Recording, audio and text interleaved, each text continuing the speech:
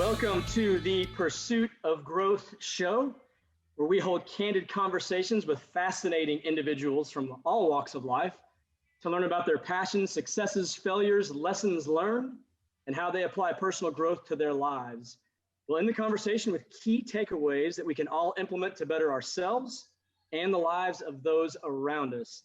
I'm joined, as always, by my co-host and good buddy, Sammy Gonzalez. What's up, dude? How's it going, buddy? Good to see you again. Good to be seen.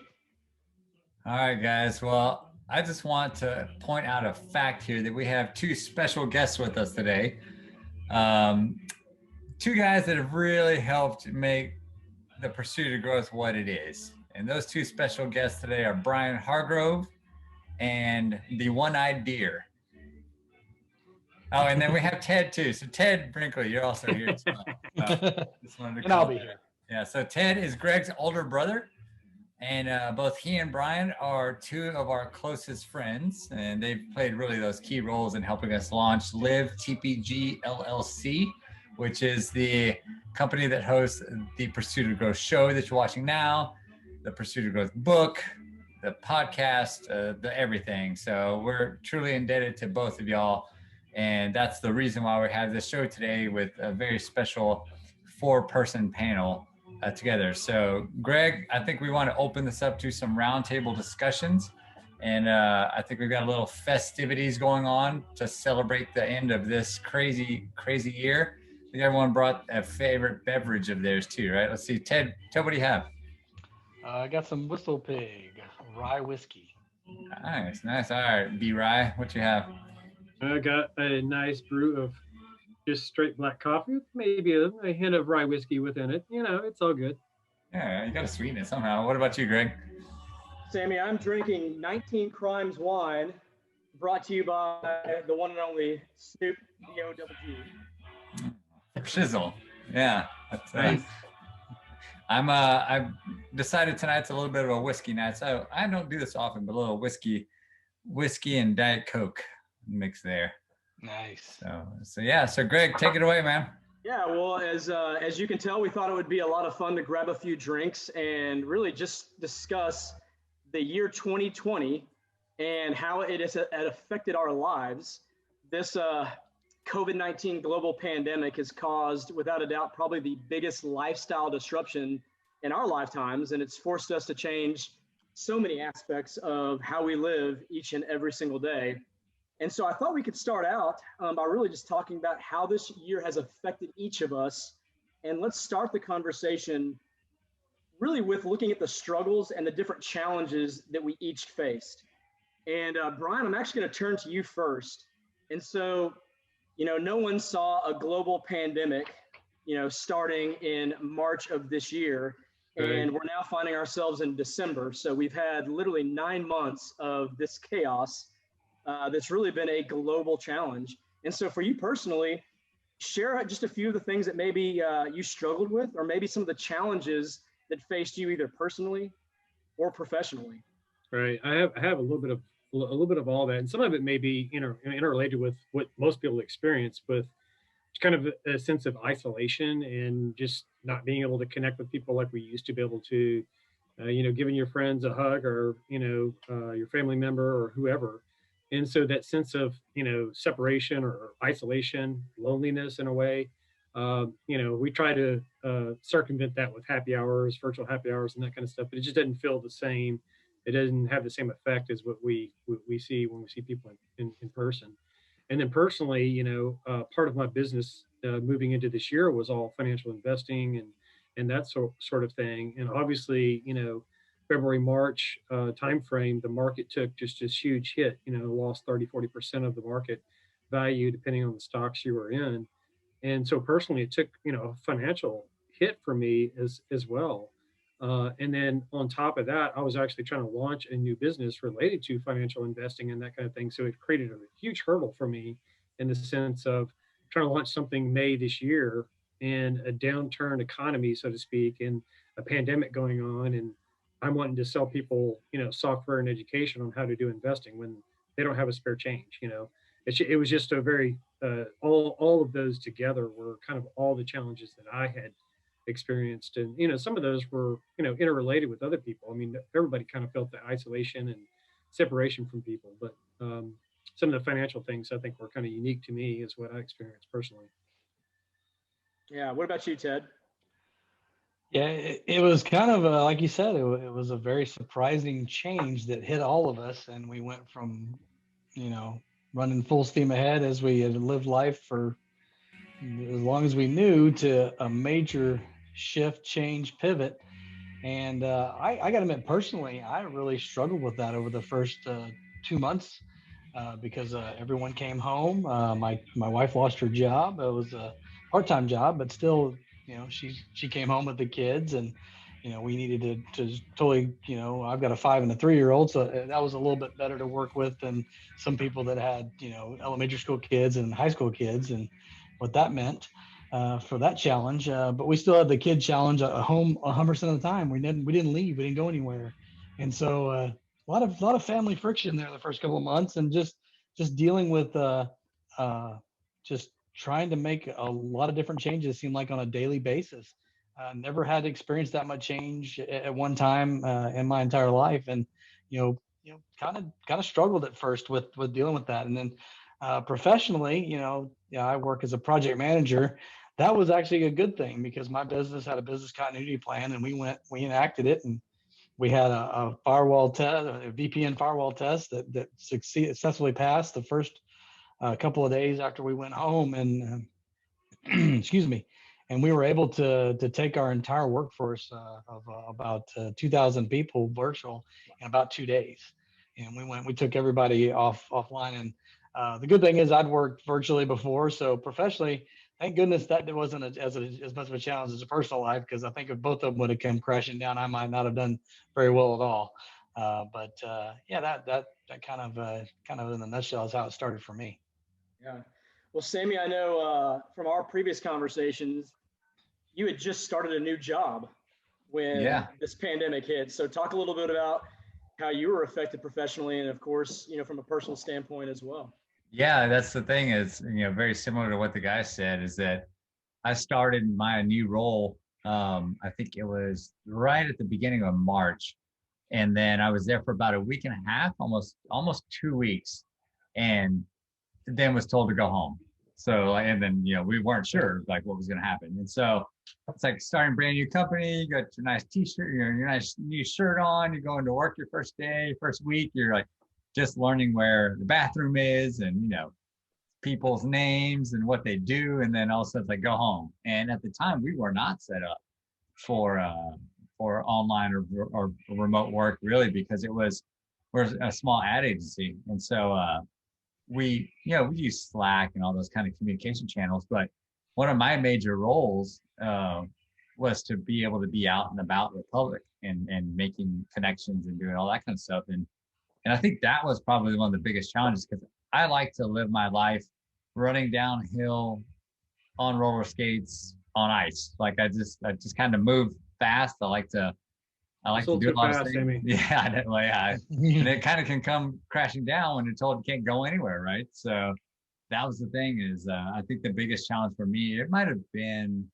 gosh, about maybe 2 months into it. I just remember I'm here in my office and I got out. I'm a people person. I need to see people. I need to go and see people, be around people, go to concerts once a month, all that kind of stuff. I just went and laid in my bed and like turned off the lights and just put on some music and just like laid back and just listened. The whole family, I've got a 6 and a 4-year-old. The whole family was just like, "What the hell's wrong with Dad?" And I was just like, I just need some time, And then that was the only real like dip. But luckily, gainfully employed and didn't really have any of that happen. And family was okay. Learning how to be a teacher was difficult. And that was one of the biggest challenges, I think, is just learning how to be a teacher. I say, man, teachers, honestly, I think should make $1 million a minute, because I know how hard it is. Yeah, I know how hard it is to teach my kids, let alone 2 of them. And then you have someone else's kids that you can't really yell at. I can yell at mine. I can't really yell at someone else's kids. So, man, teachers are saints, and all the frontline workers are saints for doing all that. But that was the biggest challenge for me. Really was, how do I engage kids? How do I keep them understanding and learning at a very formidable age. What about you, Greg? Yeah, professionally, I worked for a charity, as you three know, Vogel Alcove, and we were considered an essential service, so we never closed down. That being said, we had about 50% of our staff choose not to actually come to work because of just concerns and fears over the virus, especially those first several months when there was just so much ignorance on what the virus really was, how contagious it was. I mean, I can literally remember walking out of my apartment complex and cleaning my hands after I touched a door because I was afraid that I had picked it up just by touching a doorknob.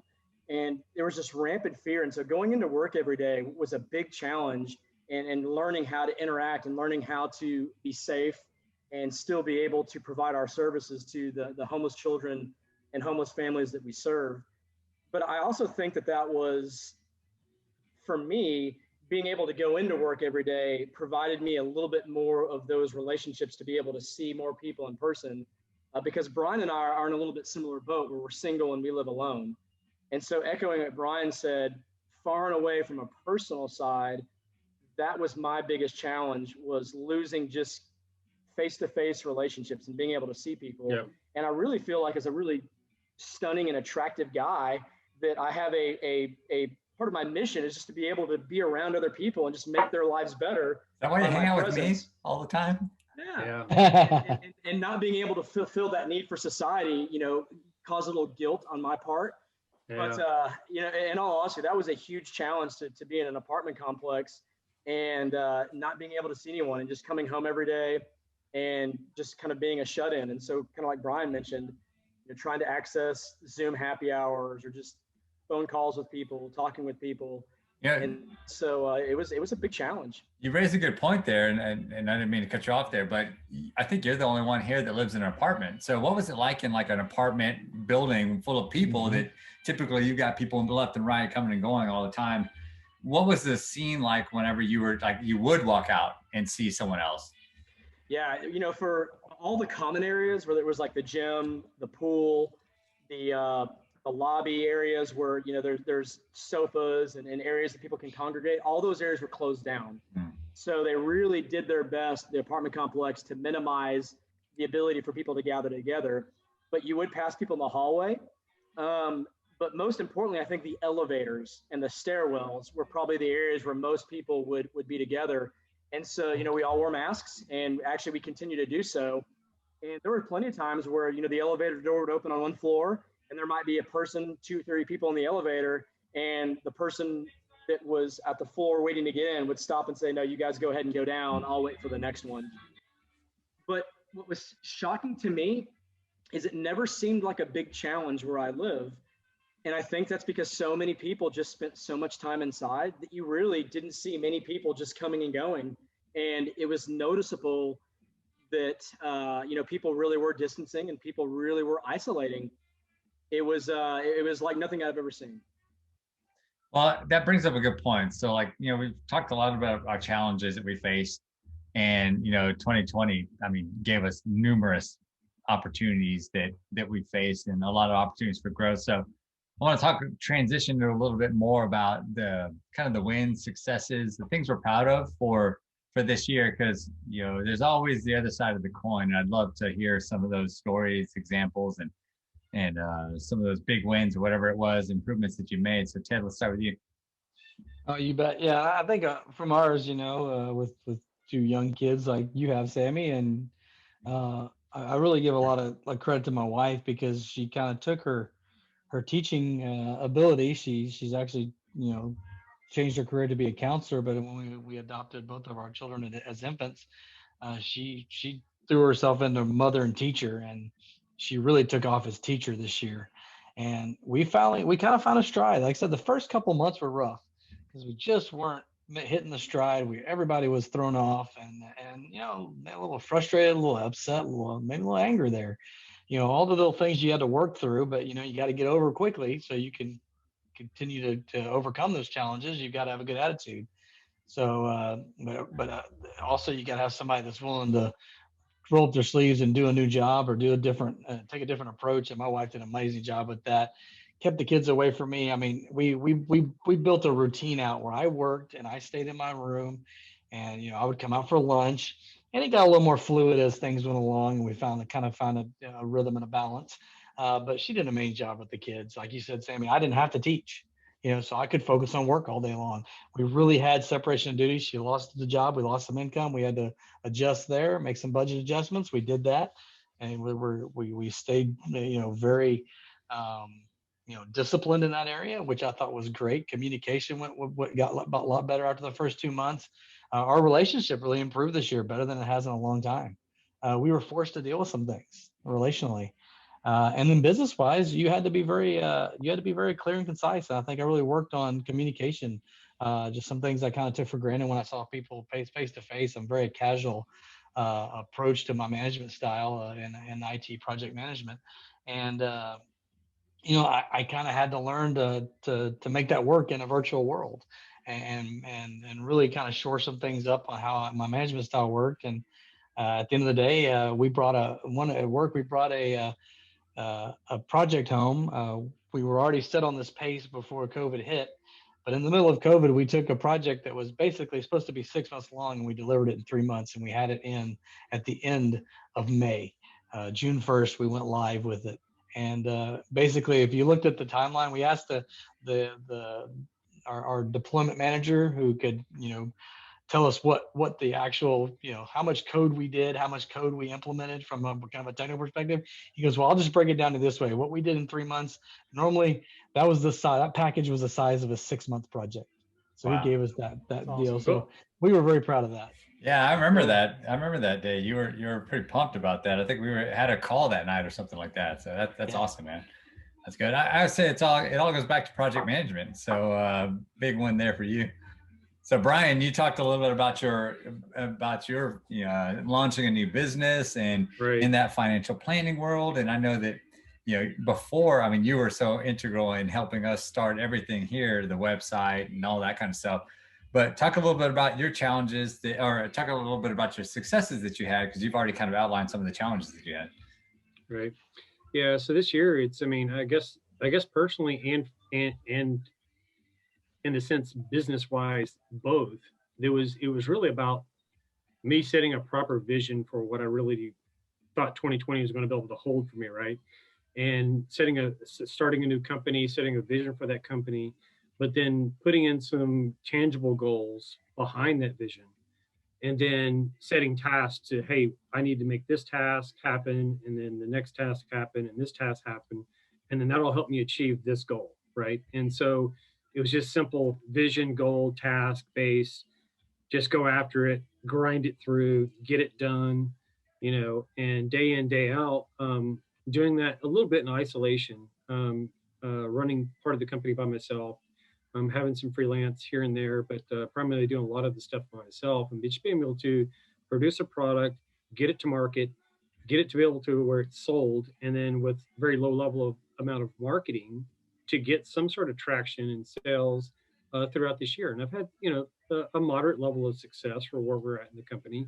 We have, a lot of phases from that original vision, and that the goals of that vision are 6-phase fold. We're only really through about phase 2 at this point. So we have a lot to go, and 2021 is going to be all about the same thing, just grind and get it through. Some of this work from home kind of thing actually has not affected me whatsoever, whereas a lot of people it's been a huge detriment. I think that's kind of where I would say my success has just been basically just getting after it and grinding through day to day, just not nonstop. Know your goals, know the tasks you need to do to achieve those goals, and just grind at it. So I know we haven't really told people exactly what the name of your company is, and we can do that since you're the kind of the sole entrepreneur here, and everyone else can say whatever, but give people the name of your company, because I think what you do is pretty awesome. I've sat through the demo, and I know we've kind of, the three of us at least have all really seen it really morphed into an idea, into this really cool butterfly of an idea, morphing over time. So tell us a little bit more about it. Yeah, sure. So the company is called Technical Trader Institute, and the primary premise of the institute is to educate people on how to do trading, and investing. So there's a difference between investing and trading, and we talk about that. And part of the education platform is to teach people the difference between those two. But then on the second fold of that is we provide some software to help people do the trading and analyze what they want to invest and trade in. So again, it's it's still in its elementary stage of where we're going to go. It's a six-fold deal, and we're the first year we're going through phase one of basically what we have unfolded, and next year will be phase 2 and 3 hopefully, and then there's multiple phases. It's going to continue to grow, but the idea is just education and software for trading and for investing. Yeah, I think it's pretty awesome. And I hope people go to the website. And I'll put the link to your website in the show notes, and then also at the end of this video too, whenever we edit it all up. Well, thank you very much. Appreciate it. No problem. And just let us know how to make a bunch of money. It's part of the pursuit of growth, right? Right. Greg, tell us some of your successes. Professionally at Vogel Alcove, when this whole thing hit, we really quickly developed 3 major goals. One was that our families that we had moved out of homelessness, we would not allow them to fall backwards despite the economy and the world, everything shutting down. We didn't want any of our families to fall back into homelessness and revert to some of those the challenges that we'd helped them overcome previously. 2, we wanted to make sure that we didn't have to lay off any of our staff. Which quite honestly at the time, we were wondering, how is this going to be something that we're going to possibly do?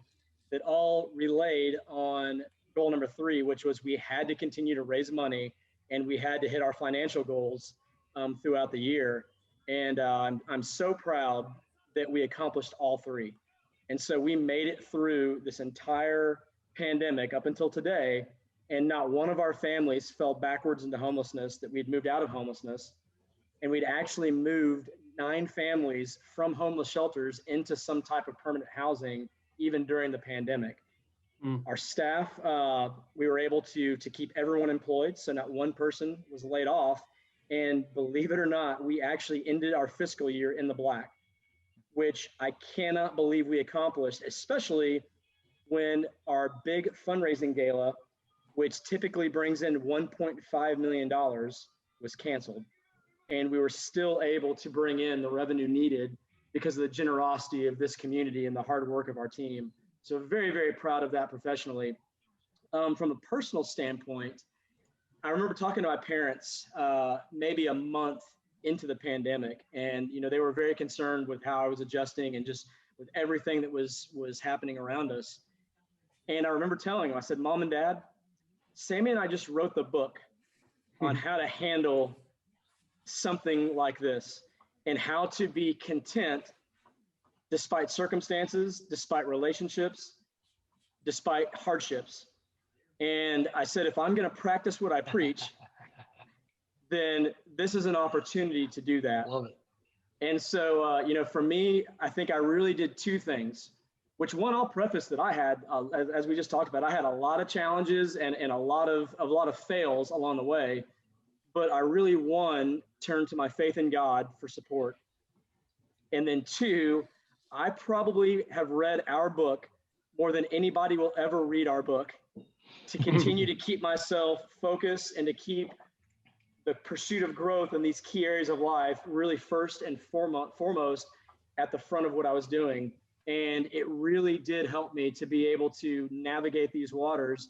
And, I really feel like it was a kind of a blessing in disguise. And the fact that you and I, along with the help of Ted and Brian, Sammy, were able to launch our business, able to launch our blog, our podcast, and launch our book in the middle of a global pandemic is something that I'm very, very proud of. Yeah, absolutely. And that book, as you may know, it's called The Pursuit of Growth. Available on sale on our website, livetpg.com. That's right. But yeah, so I think that overall those challenges that we face, and then the successes that we've seen, it really, you can see from a standpoint of different phases of life too, like just on the 4 of us here.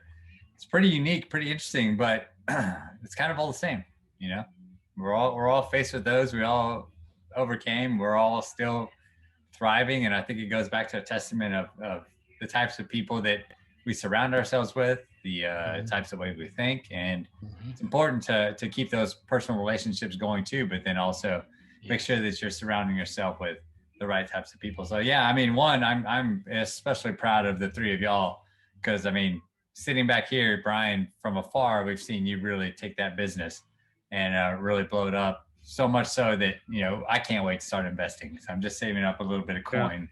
Ted, you know, you and the family motivated, you know, you see the great pictures on social media too, and motivating to see like a family unit take off. And then Greg, you know, we've been there in the grind, man. You've been digging through it this whole time. You're more of a content creator than a professional content creator right now. So you're doing a great job too. So I'm glad that we're all in this together. And again, it's the reason why we're here tonight. So I just wanted to take a quick brief moment and say cheers to each of you for helping us launch this that we are now, because y'all are as much a part of it as we are. So salute.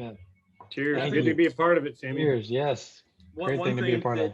That we all keep in mind, because we've all talked about this offline, is the four of us were also very fortunate that we didn't lose our jobs. Right.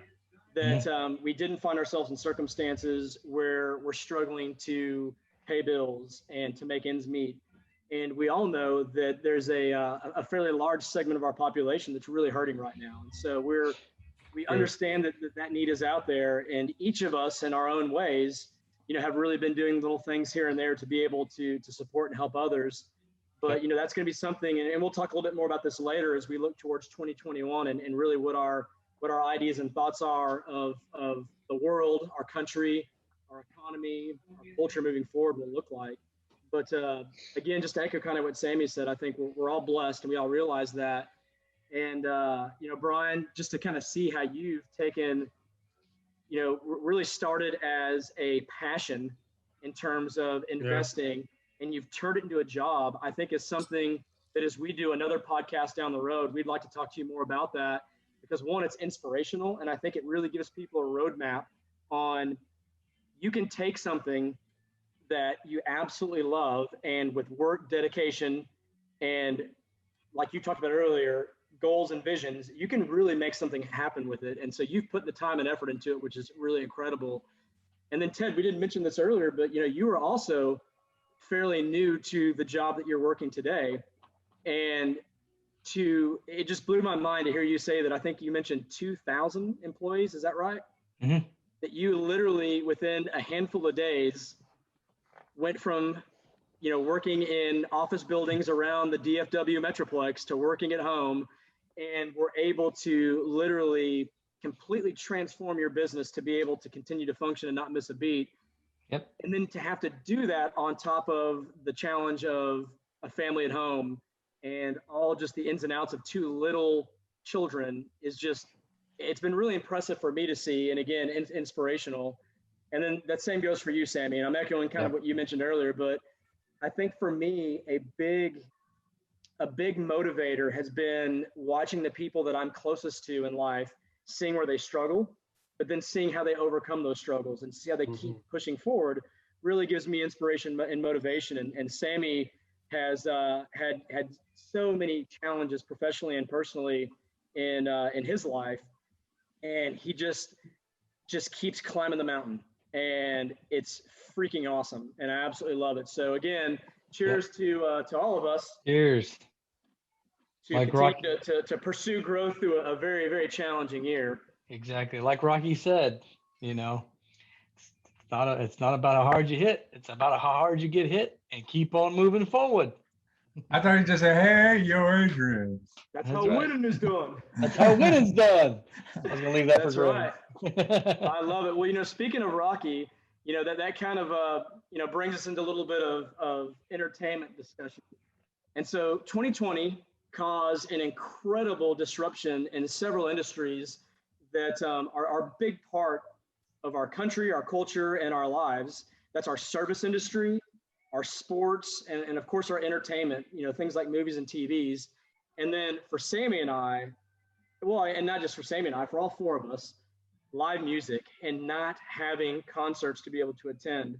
Oh, yeah. So we all know that restaurants really struggle with finding ways to stay open you know, but they managed to be very creative, and they came up with different ways to be able to push forward. And, you know, with our sports, they experimented with, you know, doing seasons in bubbles and playoffs isolated from fans, and live music, you know, where they could, they went online, and it was all different, and it was weird. It was a year like we've never seen before, which is something that we've said and we will say consistently through this show. But I'd like for us to just talk about our observations on these industries this year. And so, what are things, whether it was in the service industry, sports, entertainment, movies, TV, what are things that impressed you? What are things that you really, really enjoyed? And what are some things that you really, really missed? And so, Brian, we'll start with you. And so, again, just kind of just share some of your observations from 2020 in terms of entertainment, sports, and movies and TV. Yeah, I mean, I would say that actually the little guys, what's impressed me the most some of this year, are some of the like restaurants that obviously their businesses, it's people coming into their diners or their establishments and having dinner or lunch or breakfast or whatever it happens to be. And some of these companies, they just couldn't do that, right? And so they reinvented themselves and were able to sustain themselves. There's a few of them that did. There's a lot of them actually just couldn't sustain themselves. They couldn't adapt and become the chameleons. And the ones that did essentially become chameleons, they just changed who they were, right? They changed their total look and what they were doing as a service for people, and were still able to produce the same food, but to make it a different form of delivery or whatever it was, to continue themselves. So I think that's one of the things that's actually most impressive to me, is the number of people that actually were able to do something like that. As far as like sports and everything else, I think the bubbles were entertaining to some extent. Obviously, they were successful to some extent, and they've had their ups and downs. Obviously, NFL. I dropped out of all fantasy football this year because I was like, I'm not going to draft somebody who's going to get COVID, and then I don't get points for that week. So I was like, I'm out. So playing in the championship. Yeah, well, if you're playing in a 2020 COVID championship in fantasy, you definitely have played your cards correctly somehow, some way. The bubble gods have looked out for you. Sure luck. It's all luck. So fantasy's all luck, but I didn't need any edges going against me, right? So, I mean, I think the sports thing, I think it's incredible what they've been able to do, but at the same time, I'm really more impressed with the little guy that's been able to readapt themselves. I think that's one of the things. Obviously, the thing I miss the most is exactly going to those mom and pop shops and hanging out with my friends and having good food and hanging out with family and friends and enjoying those times together. That's what I miss the most about this year, is not being able to do that. That was the biggest thing that pressed upon me on a day-to-day basis. Trying to have virtual happy hours just didn't cover that. So that's kind of the two things I would think about. Yeah. How about you, Ted? Yeah, it's kind of to preface my thoughts. I'm a big sports fan, and Greg, of course, knows that I was a little bit fanatical in my younger adulthood and even youth, and my rooting for my teams. But I'll jump in and say that by fanatical, Ted meant that it was not uncommon for him to get himself and myself kicked out of sporting venues because of his passion for his team. Yeah. Passion. That's good. Yeah. Yeah. And passion sometimes against the ref. That can neither be proven. And sometimes passion against a group of maybe 20 individuals when it was just Ted and I on the other side. And I would have to calmly explain to Ted that we are not capable of fighting off 20 opponents in a football stadium. So maybe we should back down and fight again another day. Yeah, there were some things I've got. There's some growth. There was some growth in my in my fanaticalness, and I'm very much more well balanced in that area now. And the funny thing is, the funny thing is that we were at a Mavericks game and watching watching Luka play and enjoying. My buddy works for the Mavericks, has been there. Good college buddy's been there for over 20 years, and took care of us one night. And actually, the Mavericks Foundation helps out Vogel Alcove as well, and he's on the board of the Mavericks Foundation. So also knows Greg too. So really cool that we got to be there. But we were on March 11th, the last Mavericks game of the year. we were there as the NBA was shutting down, and we're getting Twitter text, and we're like telling people around us, because we're like the first ones to realize, wow, they've canceled games tonight, and this virus thing is real. And so that was my first, like, wow, I gotta go home and think about this, and really kind of get the ball rolling. I think for Greg and I both, a little bit, maybe a little bit ahead of some other people, because we were at an event that a major industry, a sporting industry, the NBA, that was impacted fairly quickly. No, Ted, it's if I could jump in interesting. real quick, do you remember after that game, you and I went and had a drink Yes. at a bar, and we talked about how we did not think this bar would be open in several days, Yep. and that we thought that our entire world would have a disruption that we haven't seen since 9/11. Yep. That's and it lasted longer than 9/11. 9/11 was a couple of days, and we got back on our feet really quick. This one knocked everybody for a loop for that we never seen in our lifetime. It's funny. I had multiple. Y'all were there. I think I texted y'all because I was watching the game at the house, and y'all were there. My brother-in-law and sister-in-law were there, and I think I had another set of friends that were there.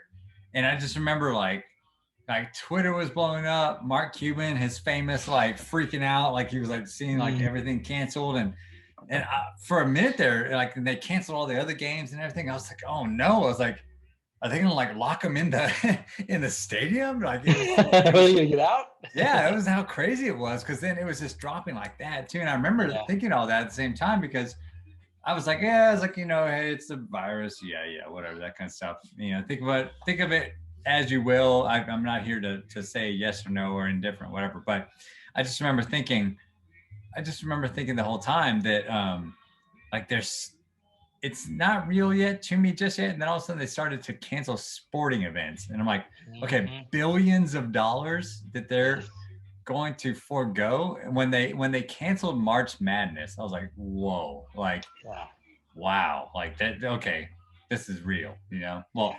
Yeah, and Ted, before I go back to you, not to mention the loss of life. Sorry, all that. Yeah. Oh yeah, that night, the Mavericks game, and I think it's important to think back to late February, March, when we started hearing about COVID-19. I know my organization, we had several of our board members that work for international companies come and talk to my CEO and I and say, hey, we thought about some plans 3 or 4 months from now if we have to cancel our major events. And I recall very clearly at the time, we were like, yeah, that's not going to happen. We realize these big things may be affected, but, we're going to be okay. And at that Mavericks game is when I started to realize, when the NBA shut down, that this is much bigger than what I realized. And Ted and I were actually sitting maybe 7 or 8 rows behind Mark Cuban. And Ted, you probably recall this. We saw him live looking at his phone, and we could see by his reaction that something major just happened. So Ted and I got on our phones, and we immediately went to Twitter and saw that the NBA had announced that they were canceling the season. And then it just really hit us. But Ted, continue. We kind of jumped in on you there, but continue with your thoughts on just, sports, entertainment, restaurants. What were some of the things that your observations from this year?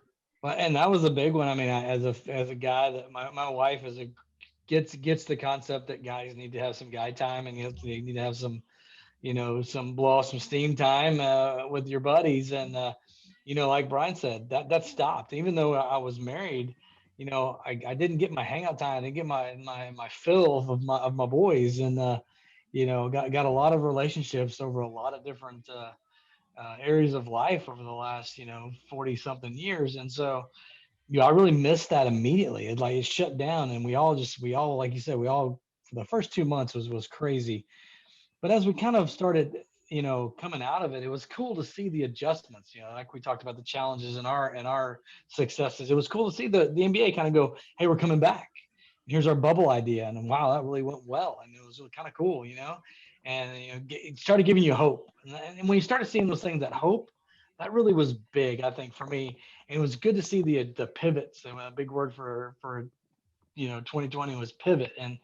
But that also in our soul brings up hope. And I think that's so important to people as a part of growth, is you've got to have something that you're growing towards, and you've got to have a passion, and you got to have that And that hope is something that's, you know, far beyond even this life. Like you talk, your faith in God, so important that you know, I needed to tie that into my life better, and really had my relationship with Jesus get a lot better in 2020. And you know, it came from, really, it came out of sports. That was the visual God gave me to say, Ted, look, we're going to get through this. You didn't have sports for 2 months, and it really stunk. You didn't do anything for 2 months except work and try to figure out how to navigate a couple of munchkins, the minions running around your house that you weren't ever expecting to be in your house 24/7.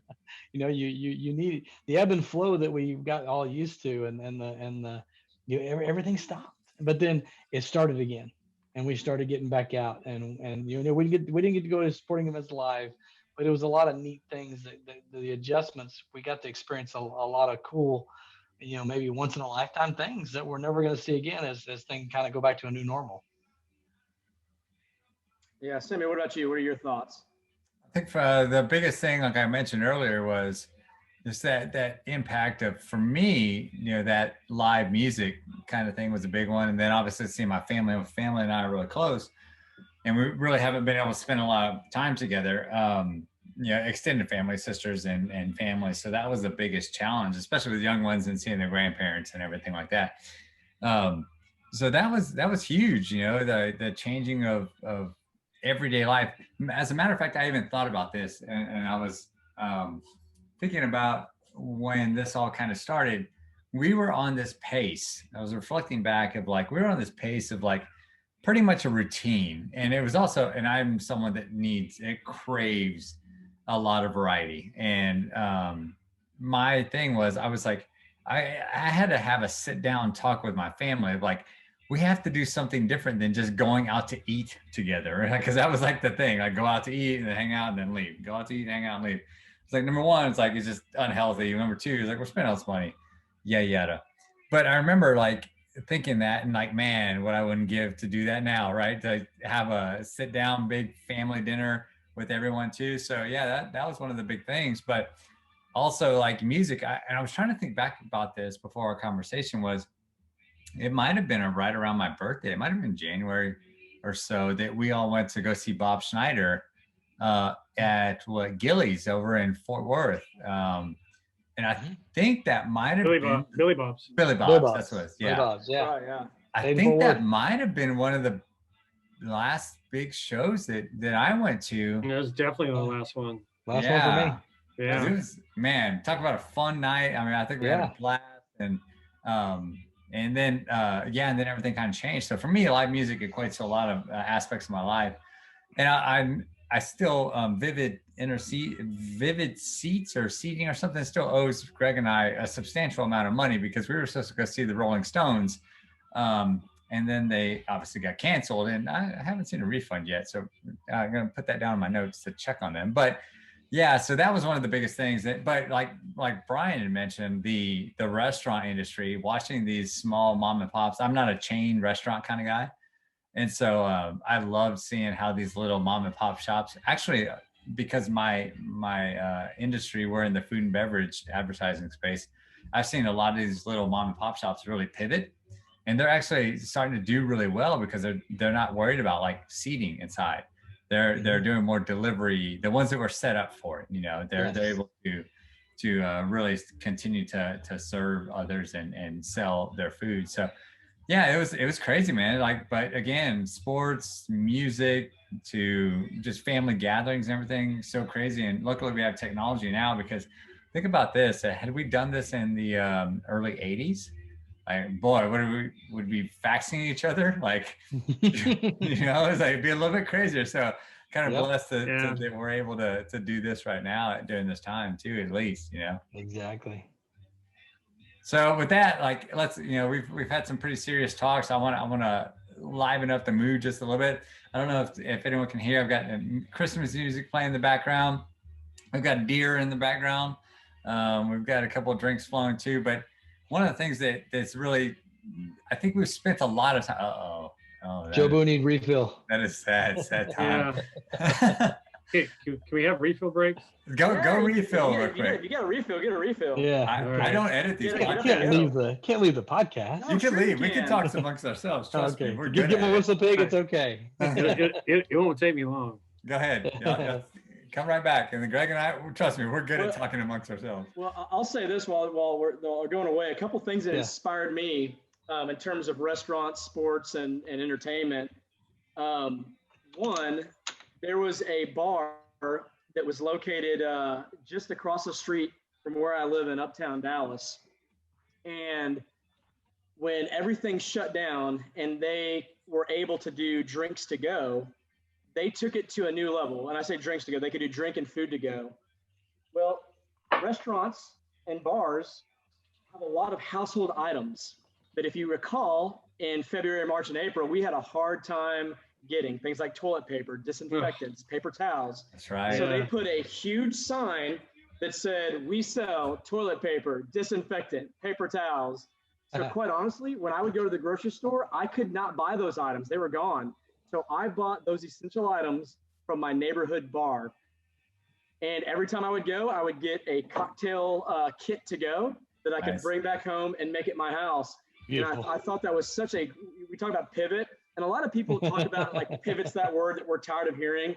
I love it because I think so many restaurants pivoted like that to lead the way. And then Ted, like you talked about with sports, I really think we're going to look back on history, and you're right. Sports really, I think, paved the way to show as a nation and as a world, we can get through this. And it started, believe it or not, with the UFC, the Ultimate Fighting Championship. Yeah. They put on the first sporting event, and they got a bunch of crap for going after it.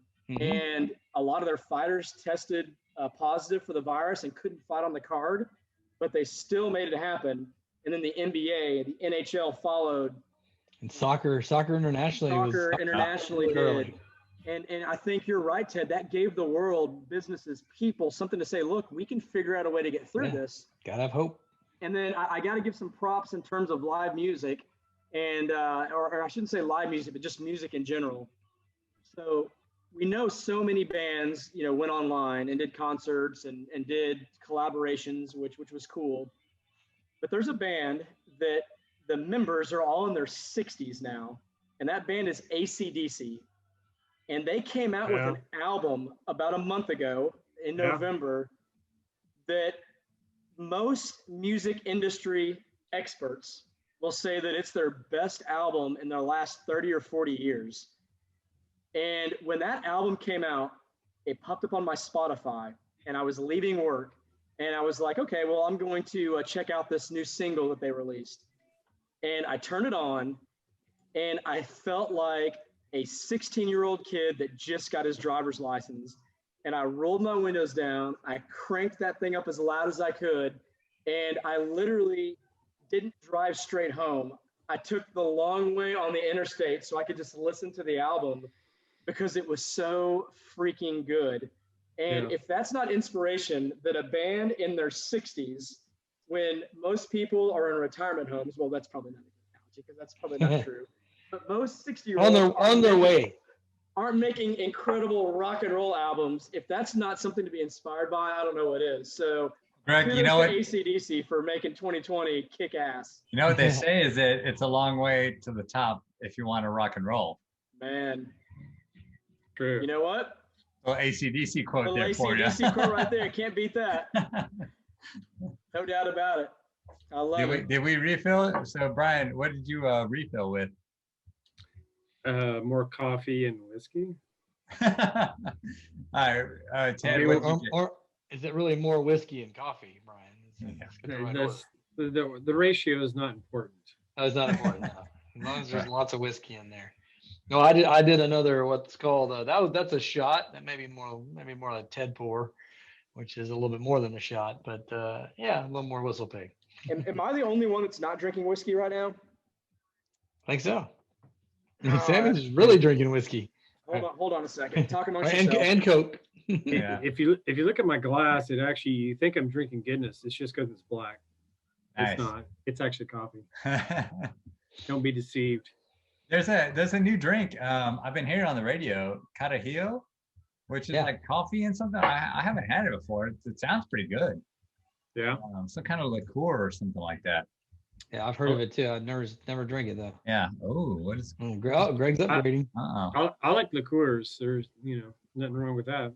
No, yeah, that's good. Always good to spice up a drink. So I've been there's this particular whiskey I get. It's a Canadian whiskey. It's actually a pecan praline flavored whiskey, and in coffee it is. I mean, it's just kind of like it's next level kind of stuff. Oh, I bet that sounds good. What's it called?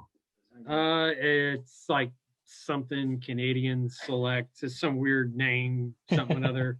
But it's not that expensive of a whiskey. It's just good flavored pecan. It's pecan praline. It's like syrup. And you can put it on your pancakes. You don't need syrup. Just spike your pancakes in the morning. You feel good. Is there sugar and alcohol in that? Then yes. Brian, I think 2020 may have caused you to have an alcohol problem. I didn't start drinking early in the morning. I just had pancakes. Right. That could be a success or a challenge. And I had 700 pancakes this morning. Yeah, it's really good actually. Cheers to pancakes. Here's the liquid pancakes. And one quick shout out for entertainment purposes. I think all four of us, including some other buddies that are not on the call and some new buddies we even met, started mountain biking during the COVID. And I got to tell you, I lost 10 pounds doing that. And that was one of my big fun things that we did as a group, TPG guys and then other guys. True. And man, that was just a blast getting out there and just cranking and working hard. And because all of us had been sitting around inside for a while, and then we realized, oh, the virus, we learned, like you said, Greg, we learned a lot of things about the virus, and we got more intelligent and we got more educated and realized that being outside was a great thing. And I think a lot of people got more active.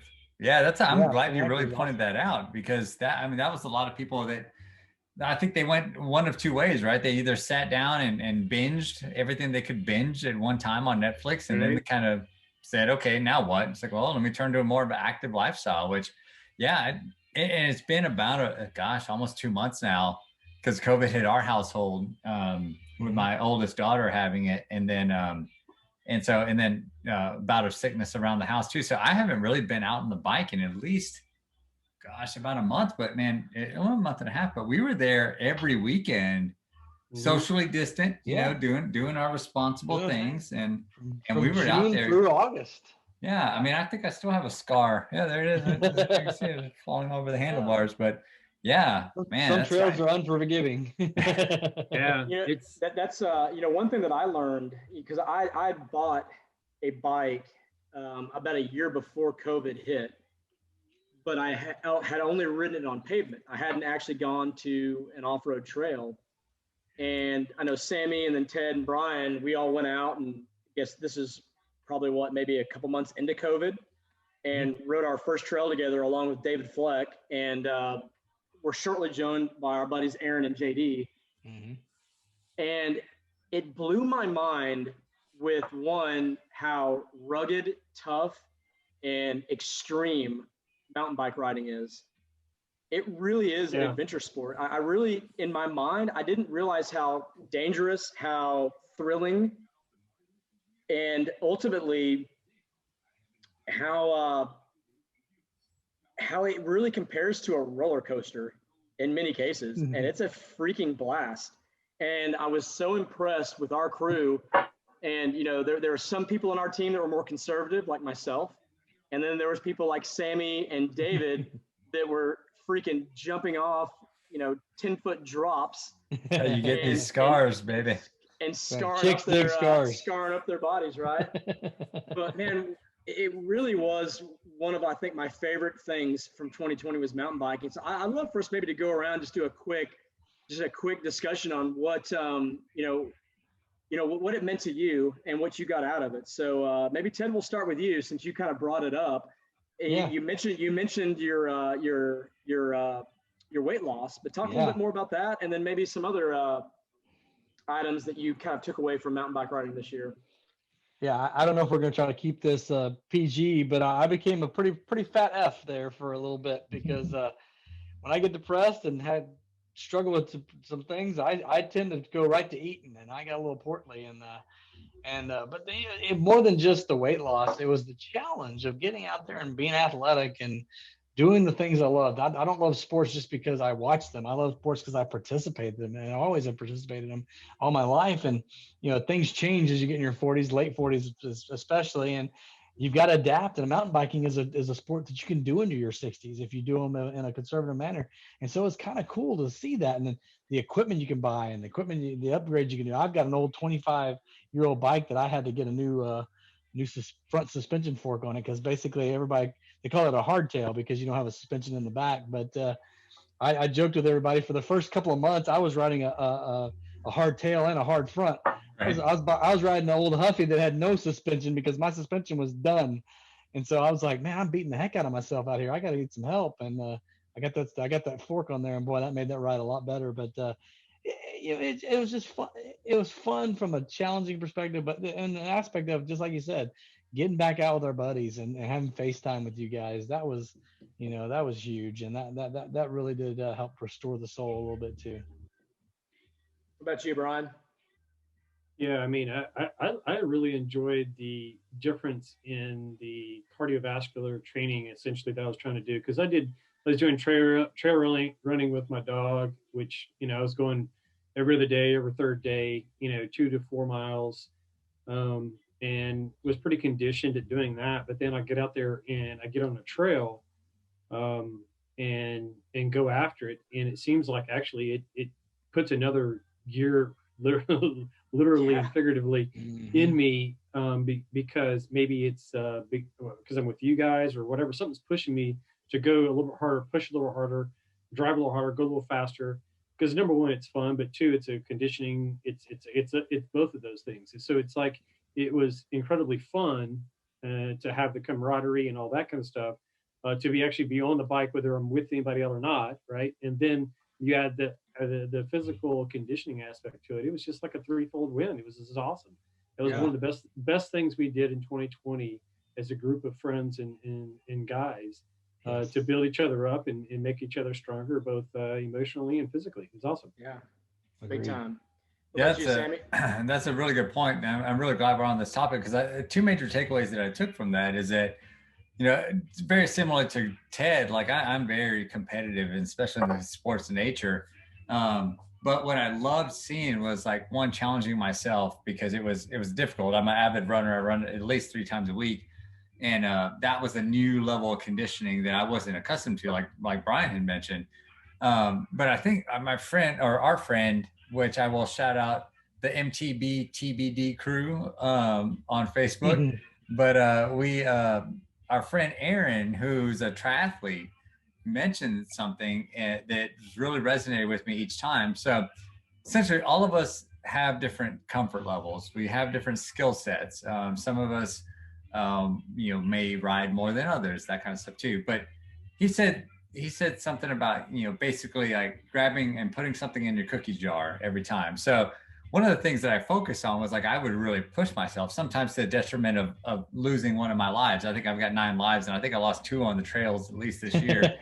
My soul haunts Arbor Hills in Plano, because I know I did lose 1 life there.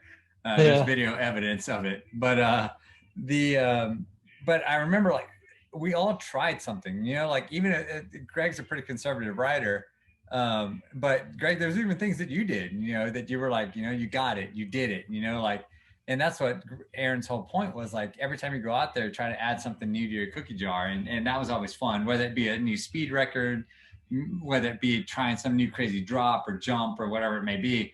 But that's really, honestly, one of the biggest things. And then number 2 is that we were able to really get out and about and still see people, right? Be still conservative in our actions, and toting the line, how we needed to do, and being socially distant, but still being healthy. And I'm a very big proponent of the number 1 way to combat this virus is to keep your body in tip-top shape. And so we were out there, we were exercising, we were in the sun, we were getting vitamin D, like we were pouring sweat on those, like, hot afternoon days, especially up there in Frisco trails. And so I was just like thinking back about that. It's like we were actually like, yeah, it was fun. There was a lot of camaraderie and all that, but man, we were out there making and improving our lives, making them better by being physically fit. So man, Ted, I'm really happy you said that, because that just like lights into the fire under my ass to get back out on the bike with y'all and do that again soon. Yes. Yeah, and I think one thing that I'm proud of our group with is, we're pretty humble in terms of our abilities and what we do, but we ride the hard trails. We do the blacks, which are the most difficult trails that you can have. Now we may have to stop and walk, and we may crash, but we literally we tackle everything that we come across, and we complete the trails. And I'm really proud of it. And I put our group of riders up against just about anybody that's out there, and it's because of what you talked about, Sammy. We come out and we're there for each other, and we gun, and we get after it, and it's fun. It's just been a blast to enjoy that with you guys. And I think for me, mountain bike riding didn't come easy. And for a guy that works out a lot and runs a lot and prides himself on his fitness, it really slapped me in my face that it wasn't just going to be something that I could just hop on and just excel at. I really had to work at it. And so that challenge really kind of inspired me to just continue to ride consistently. Mm-hmm. And I did take a more conservative approach, because I'm also at the age now where broken bones and hospital stays are not something that I want to have a part of my life. And as a person that can be a little bit risk averse, I just felt like I needed to tell myself ahead of time, Greg, take it slow, take it easy. And the reason I was able to do this is my number one takeaway. So for me, above and beyond, the thing that I love the most about our time mountain bike riding is being in nature. And as a person that lives essentially in downtown Dallas in a concrete jungle, and quite honestly loves it. I love the buzz of the city. I love the excitement and the lights and the activity and people. I love it. But it's made me value nature more than I ever have in my entire life. And just getting out in the woods, getting out near lakes, getting out in nature has just made me realize, as people, we need that. We need to be outdoors. It's so good for our soul. It's good for our emotions. It's good for just our physical nature. And like you said, Sammy, especially with COVID-19, fitness and just being healthy is the key to being able to beat this virus, more so than even the vaccine that we're putting our hopes and prayers in. Healthy living is the number one attribute that we all need to be striving to be better at. And biking was just a huge, huge asset for my life this past year. So I absolutely loved everything about it. So on that note, speaking of being healthy, I'm out, so I'll be right back. Y'all continue on. I think, Greg, you got another topic you want to pull up real quick, right? Yeah, so we'll, as you go and refill, we'll get started. We'll switch from mountain bike riding to pop culture. And so there were a lot of big moments this year, and whether it was from sports, it was the Netflix sensation Tiger King, which quite honestly I didn't watch, and probably at some point need to go back and maybe at least do the clip notes so I can be relatable. But this was a challenging year. Not only we've been talking about COVID-19, but pop culture was also affected by the riots that we had this past summer, and the tension and the challenges we have with racism and systemic racism and inequality. We had a lot of celebrity deaths, I think, that really were impactful this year. We had an election that, no matter what side of the aisle you may lean or may not lean, was a very, very big moment this year. And then you just had some really cool things happen, like what we've seen with SpaceX and the success they've had with their rockets. So, culture, Ted, we'll start with you. What are a few big moments that you took away from this year? What do you think you're going to look back on and reflect on in terms of whether it was major news events, sport moments, celebrities, entertainment, or just news? Yeah. Well, I've already touched on sports plenty, and I love sports. But I think one thing for me, my daughter who's 5, Grace, is biracial. She's African American and Caucasian mix, and the race riots, normally would be something kind of like superfluous news to me, and be like, yeah, that's important. We need to include everybody. Just kind of just the good. How do we need to take care of our neighbors? How do we need to treat others as ourselves? Just the biblical principles, how we need to do that. That's how I'd probably approach that. But this year, I had a vested interest. My daughter is African American, and the race riots meant something personally to me this year. And Black lives do matter. And a lot of white males are very much against that, making that statement. All lives matter and all that kind of stuff. I'm like, no, you know what? When Jesus made the quote about the when he had the 100 sheep and one went away, he went and got the one. You know what? A lot of us that are very blessed in this world are the 99. We may have some hardships, we have some tough times. Hey, the rain falls on the just and the unjust. That's the way it works. That's the way the world rolls. Mm-hmm. Sin affects all of us. But you know what? The one is who Jesus went after. You know what? If you're marginalized, if you're hurt, if you're pain, and our African American community, and the Black Lives Matter, not the BLM, not that whole organization, the organization, but the movement. The yes. movement. I want to be clear about that. Very clear about that. And since this is being recorded, the movement is important. We have to realize that we need to love everybody. And if you've been marginalized, we need to reach a hand out. And and listen. We need to listen. We need to understand, and we need to care. And that's the starting point. And you go from there. And everybody's gonna have a unique position on this, but I ask everybody to take it with a heart of love and a heart of reaching out. Forget if you're I don't care what race. I don't care if you're blue, green, purple, whatever color you are. Dang it, we're all in this. We're all a human race, and we need to reach out to people that are hurting and have been that are struggling in life, and for whatever reason, And so, that really got me, and that really got me thinking in the middle of this year. Something that kind of we were already wobbling from the punches that Rocky talked about we're taking, and then we take another one, and it's like, well, hey, I think I can get this one a lot quicker than the COVID. I can take a stance, and like I said, my daughter really gave me some inspiration behind that, because I love her so much, and it matters that we see a really colorblind world as we go forward. Man, that was very well said, man. Very well said. Brian, what about you?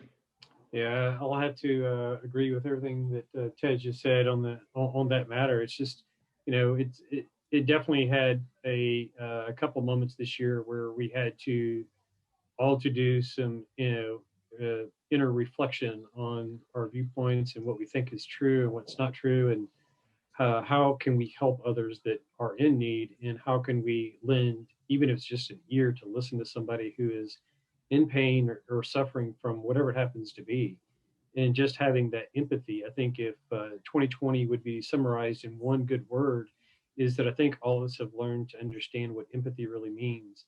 Right. And those who have it have not been paying attention, right? And so, there's so much in pop culture that we've had in 2020, from Tiger King to TikTok to, it's just been crazy. The stuff that has been the mainstream, and all this polarization of America, and from one side to the other side. And I think there's a lot of people that want to be in the middle ground that aren't these extremes. And I pray and hope that a lot of people do find some common ground, and we do find some commonality, and we work together, we pray together, and we serve those who need to be served. And I think that's really, ultimately, pop culture will fade, and we won't remember it as much. But what we will remember is those who we affect, and how others have affected us, and those who we don't know who we've even affected, by what we do and how we say it and what we do. I just think that's the biggest takeaway for me in that regards. Brian, I wanted to hone in on something you just said that I think is really important. And, we live in a current world where social media, TV, radio, the internet is where we are we consume our news, and it's just thrust upon us in just the masses, right? Yep. And typically they take one of two sides, the far left or the far right. I like how you said that you believe that the majority of us actually are in that middle ground, but we almost all get drawn off sides one way or the other because of just the information that's thrust upon us.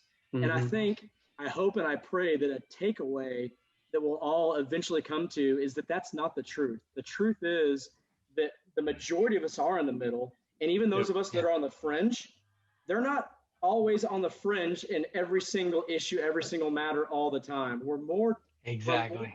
we are more together than we are apart. Yes. If we could just learn to focus on that and really be able to work together. And I love how you talked about empathy. And I think it aligned perfectly with what Ted shared. And so that was powerful. That really hit me when y'all said that. Yeah, I mean, other things we could talk about as far as game changers that are coming up. As far as technology and everything. And you talked about SpaceX and what Elon Musk has done, and I mean, just some of the stuff that's coming down the pipeline as far as technology and electronic vehicles and transportation to literally outer space. It is absolutely amazing. And SpaceX is it almost seems like a pipe dream, like something this isn't really going to happen. This isn't really going to be there, but they're finding success, and it's here. It's here, and it will happen. Will it happen next year, where people are taking just a vacation to space? I don't know if it's going to be next year, but it's coming. Trust me. Yep.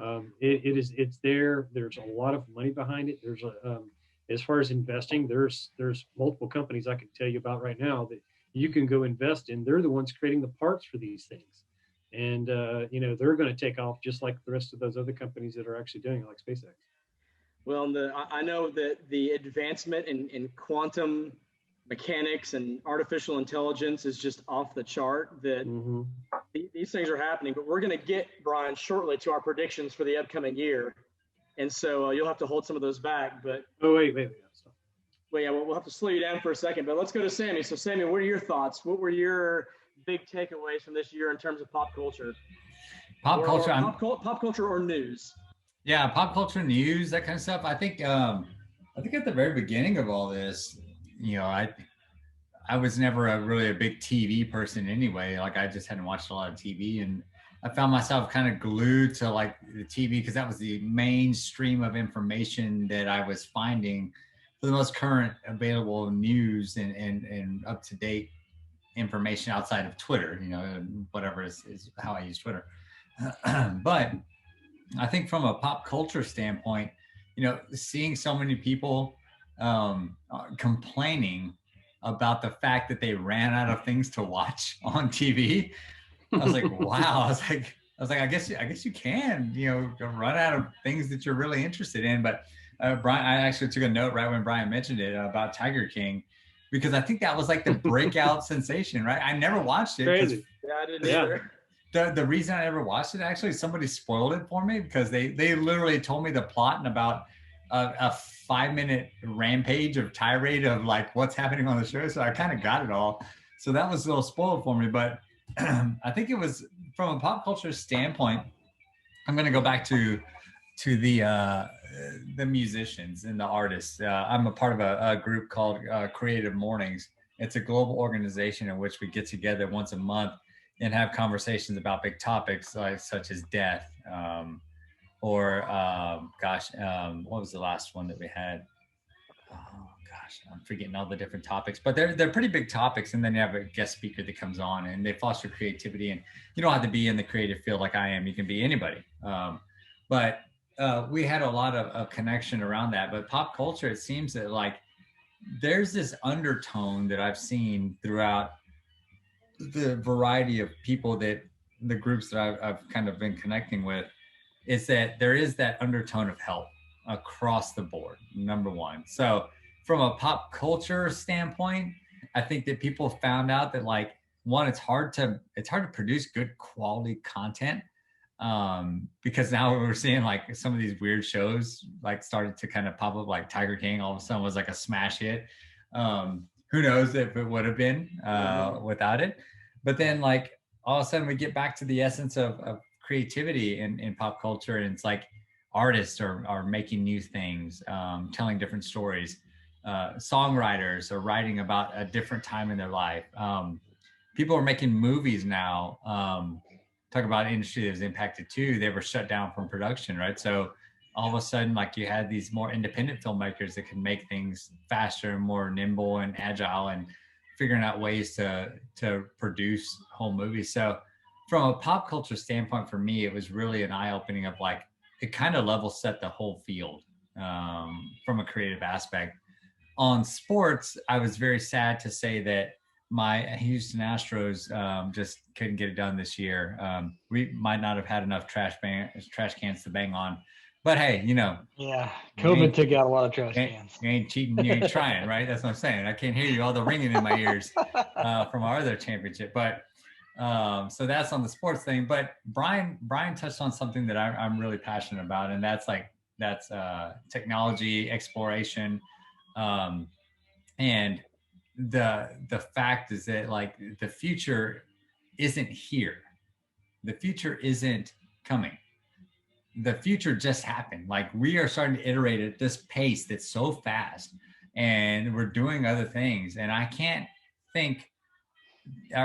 help myself but think that this race to space, this new race to space that Brian just mentioned, is a little bit of that escapism that we've been seeking throughout this whole thing. This has just amplified it. So finding out ways to leave this earth and go somewhere else, explore the final frontier, et cetera. So it really intrigues me. And it just, for me as a lifelong like fan of exploration and like Indiana Jones movies and watching shows like Anthony Bourdain Travel the World, where I was just starting to be able to financially afford to do some traveling with a family and all that. And then everything got shut down. It's like, and hopefully it comes back soon. But my thing is that with this, I think that like we're moving so fast now to these advancements in technology and the advancements in being able to think differently and escape the present life, that I hope that with the lessons learned here transfer into where those lessons are going. Because if we do set up a colony on Mars, yeah, I would like to go. I may not be on that first trip, but third, fourth trip, maybe I'd like to go. But I just hope we leave all the BS behind as we continue to grow together. Yeah, I'm reading a book now that was written 2 years ago called The Future is Here. This is my Audible account.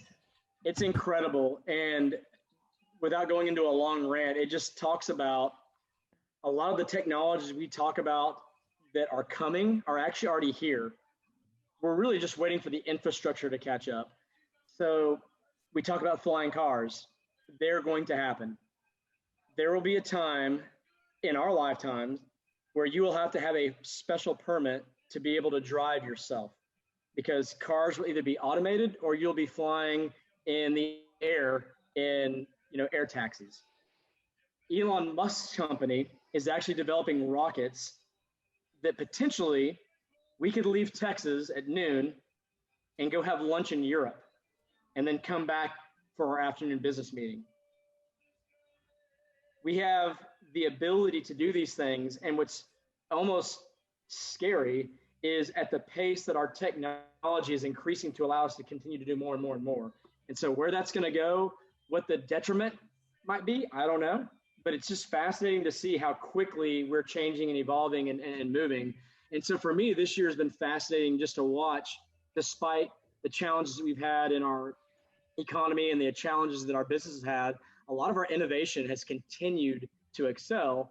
And, even now we're in the middle of this in terms of this vaccine. We were able to put together and come up with a vaccine and distribute it faster than people ever would have imagined 5 years ago. And so the future is now. It's happening. It's incredible. Yeah. What does it say that typically a vaccine has taken 15 years? I think I heard at one point in time. Yeah, I know. I've heard 5. Okay. Yeah. It actually varies depending on the type of vaccination you're trying to do, but minimum is about 3 years for a lot of them, and it can be as much as 15. So you have a great variant depending on what they're trying to cure. But yeah, it's obviously vastly accelerated. Yep. Yeah. And that was my prediction for 2021. We're gonna have a vaccine. No, wait, we already got it. We already got one. Check. Can y'all come to me a little bit? I need to rethink my prediction. Yeah, well, we'll come back to you on that. But and then kind of rounding out for me, key takeaways from this past year. So echoing on what Ted said and Brian mentioned about the riots in Dallas, I was literally blocks away from a lot of the major violence and riots that went down. And one of the nights when it first hit, I was actually at a coffee shop, and I started getting updates on my Twitter, and I started getting people texting me, asking me if I was okay. And I remember making my way back to my apartment, and I arrived right about the time where the looters were about a block away and were vandalizing a Whole Foods that was literally just right down the street from where I'm at. And I remember sitting down on my television and turning on the news and just actually watching just the looting and the destruction. And it was incredible to be a part of that. And then, of course, the protests that followed for the next several weeks were in months. Obviously had my attention, being that one, I lived in the area, and then my office was in really the center of downtown Dallas, where most of the protests were taking place. So it was a unique experience to be that close to what was happening. But on a different note, because of my work, one of the things that we did this year for many of our families that live in South Dallas that weren't able to come to our facility for support, we actually created a food program where for 3 months we delivered food each day to our families in their apartments and their homes. And so I had a firsthand experience of driving into some of the most impoverished areas of our Metroplex and just seeing the level of poverty and the lack of opportunity and seeing the need, especially just for food. We would pull into an apartment complex and we would have 30 to 40 people surround our van asking if we had food that we could give them. And so we started collecting additional snacks and making snack bags so that when we pulled in addition to the meals that we had for our children and our families that were part of our school, we had additional snacks that we could give out to people. And then on Fridays, we'd bring pizza. And so that really made me a pretty popular person in some of these areas of our Metroplex that, quite honestly, I probably would not have been welcomed into had we not been bringing food. But really the eye-opening thing for me was we talk about racial inequality, and people are all over the map in terms of the how, what, when, where, or whys. But the truth is there is a huge gap in opportunity and support. And I've seen it firsthand. And quite honestly, it's an issue about just love. And I think it just comes down to, as people, if our true purpose is to serve each other, and if we believe we are better together than we are by ourselves, then we should be taking a major emphasis this next year and every year moving forward to really pour into the communities that are challenged with poverty, that are challenged with lack of education, that are challenged with broken families, that are challenged with, lack of a faith-based community. There is so much that we can be doing to help out that, quite honestly, right now we get a lot of talk on social media. We get a lot of people that are protesting, but what I want to see is actually action. Yes. So that will be one of my commitments moving forward that I will continue to be a part of, is not the guy that just talks about it, but the guy that actually is helping to play a role in creating some lasting change in terms of the challenges that we have. And then lastly, what I wanted to bring up was in terms of every year people talk about celebrity deaths because it's an easy thing for people to relate to. And this year we had a lot of celebrity deaths that I think really hit a lot of us hard in the music industry, the entertainment industry. But the one that had the biggest impact on me actually happened before COVID-19. And that was the passing of Kobe Bryant. Oh, yeah. And when that happened, it was a major moment for me of breaking down the aura of invincibility that sometimes I feel like I have, that life in terms of its ending is not going to come to my doorstep until I'm into my 90s, right? It helped remind me that life is fragile and that we're only guaranteed the moment that we're here, because the next moment we may not be. And that was a really impactful passing for me because I would have never imagined that Kobe Bryant would pass away in a helicopter crash in California. But I was just kind of curious. with his daughter. Yeah, with his daughter. And then the family, the other families that were on board that aircraft and the other coaches as well. But I was just kind of curious to ask the three of you, were there any celebrity or pop culture passings this year that made an impact on your life? You know, that one of the ones that you mentioned right there. Oh, well, the one you mentioned was Kobe Bryant. And I was never a fan of his from a personality standpoint. I was a fan of his from a skill set standpoint. But I mean, I'm a San Antonio Spurs fan, so take it for what it's worth. But yeah, I respected his skills and talents.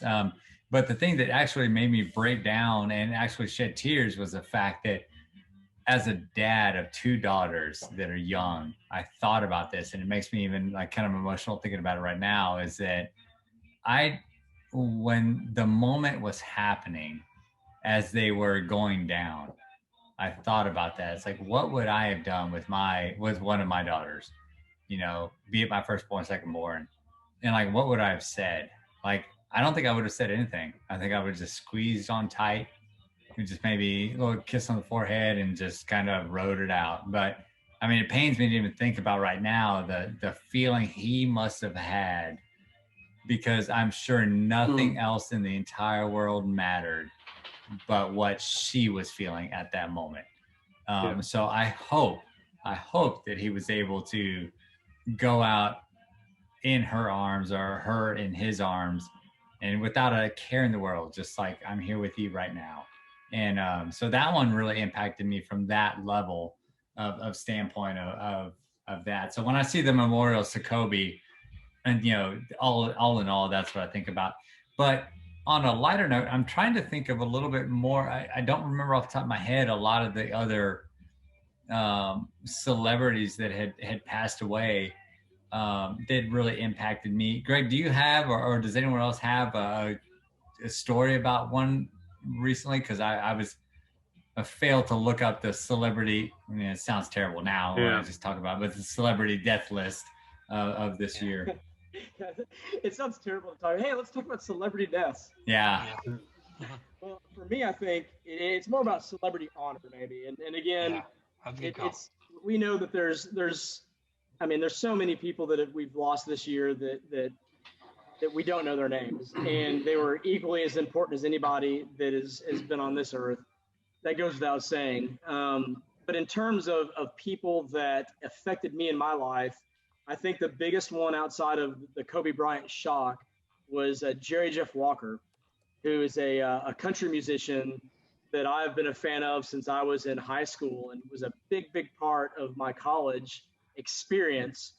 And his songs have played just a soundtrack of my life for many years. And he passed away this year. And he actually has a song that's called Boats to Build, which is, I would easily say, it is one of my top 5 all-time favorite songs. It was actually originally written by a guy named Guy Clark, and it's been covered by people like Jimmy Buffett. But the Jerry Jeff Walker version of Boats to Build is one of those songs of just hope and inspiration, and it's just performed so beautifully and classically that when I hear it, it just puts me in a moment of bliss. It's just one of those songs that every time I hear it, it just makes me feel good. And when he passed away this year, it really hit me that we lost, you know, somebody that I thought was a big influence on my life. Yeah, Jerry Jeff Walker's a big one. I'd have to say, with my perspective, the Kobe Bryant, you know, COVID is, of course, you know, stole the spotlight of this year. But in January, when that plane crashed, I mean, you know, I already mentioned the impact of sports in my life. I agree with you, Sammy. I always admired Kobe for skill. I was always against him as a competitor. He was always my, you know, the Mavericks. I always wanted the Mavericks to beat the Lakers. But, you know, I got through his death, I saw the other side of Kobe, the teacher, the dad. And man, that really did hit me the same way. Like the same say, it brought me tears. I mean, I remember seeing a guy in a Lakers jersey. I just kind of gave him one of these and be like, yeah, man, Kobe.